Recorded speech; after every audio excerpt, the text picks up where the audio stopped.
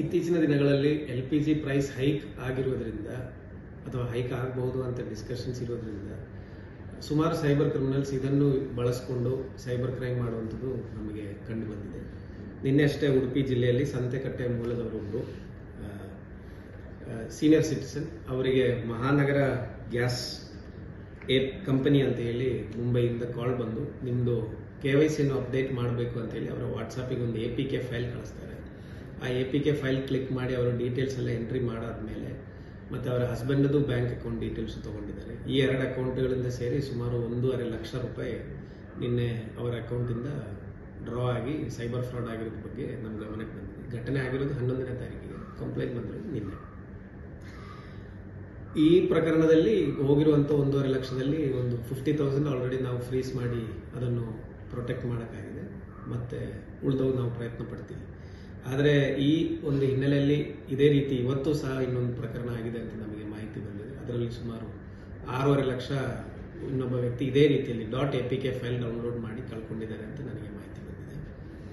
ಎಲ್ಲ ಸಾರ್ವಜನಿಕರ ಹತ್ರ ನಾನು ಕೆಲವೊಂದು ಮಾಹಿತಿಗಳು ಹೇಳಲಿಕ್ಕೆ ಇಚ್ಛೆಪಡ್ತೀನಿ. ಈ .APK ಫೈಲ್ಸ್ ವಾಟ್ಸಪ್ಪಲ್ಲಿ ಸೆಂಡ್ ಮಾಡೋದು ಸೈಬರ್ ಕ್ರಿಮಿನಲ್ಸ್ ಮೇನ್ಲಿ. ಅವರು ಅಲ್ಲದೆ ಬೇರೆ ಯಾರು ಈ ಥರ .APK ಫೈಲ್ಸ್ ನಿಮಗೆ ಕಳಿಸಿ ಡೌನ್ಲೋಡ್ ಮಾಡೋಕ್ಕೆ ಕೇಳಲ್ಲ. ಒಂದನೇ ವಿಚಾರ.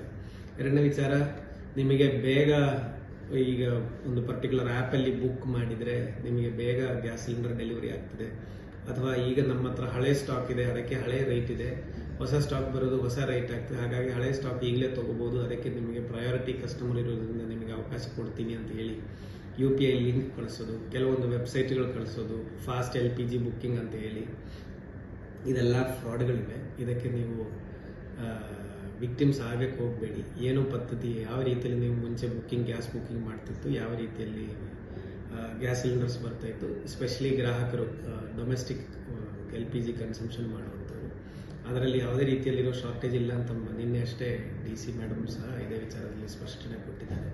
ಹಾಗಾಗಿ ಏನು ಪ್ರೊಸೆಸ್ ಇದೆ ಅದನ್ನು ನಡೀತಾ ಇರಲಿ. ಬಟ್ ಈ ಥರ ಫಾಸ್ಟ್ ಬುಕ್ಕಿಂಗ್ ಅಥವಾ ಕಡಿಮೆ ರೇಟು ಅಥವಾ KYC ಅಪ್ಡೇಷನ್ ಅಂತೇಳಿ ನಿಮಗೆ ಯಾರಾವುದು ಸಂಪರ್ಕಿಸಿದರೆ ದಯವಿಟ್ಟು ಅದನ್ನು ನಂಬಬೇಡಿ. ಆ ಥರದಲ್ಲಿ ಏನಾದರೂ ಡೌಟ್ ಇದ್ದರೆ ಇಮಿಡಿಯೇಟ್ಲಿ ಹತ್ತಿರದಿರುವ ಪೊಲೀಸ್ ಠಾಣೆಯಲ್ಲಿ ಹೋಗಿ ನೀವು ಪ್ರಶ್ನಿಸಬಹುದು.